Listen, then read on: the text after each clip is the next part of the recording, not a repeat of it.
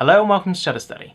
Last time we had a quick look at video resolutions, today we're going to be taking a closer look at video frame rates. The first thing we'll get out of the way is what the difference between P and I format is. P is a progressive format, which means every frame will be in exact detail every time you film, whereas I is an interlaced format which only films half a frame at a time, so if you even freezed it, you would only see half the frame in the shot. Frame rate is the frequency of how a film device produces the unique different images called frames. Originally it came from film based on how many frames it would take to film a sequence. This is where the term frames per second comes from. When film was being produced in the 1920s, it was being filmed at a rate of 14 to 24 frames per second. While that particular frame rate was slow, it was sped up in the theatres to create a much more visually stimulating experience. When audio was introduced into films, the sped up frame rates were too sensitive on the human ears, which is where the 24 frames per second rate became the much more modern fashion because the ears were much more attuned to it. But while 24 frames per second is the standard film industry frame rate, the frame rate still differs in television on the NTSC level and PAL. In the PAL region, television is filmed at a 25 per second frame format,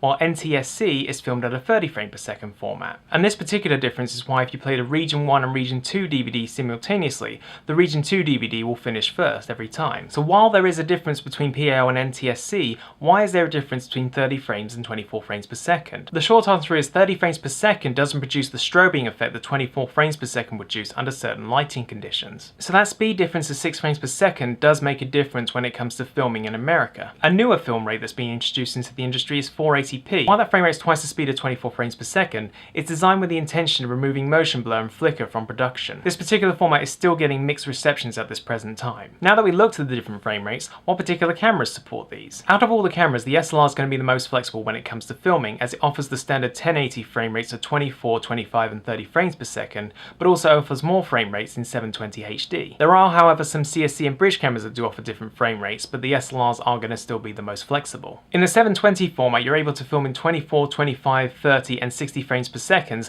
that allows you to film in slow motion. But as mentioned in the previous video, while 720 will be the most flexible format to film in, some specialist cameras from Sony and Panasonic do offer 1080 high definition in the 60 frames per second rate. If you have any further questions regarding video frame rates, feel free to post them in the comments below, ask on our Facebook, Twitter or Tumblr.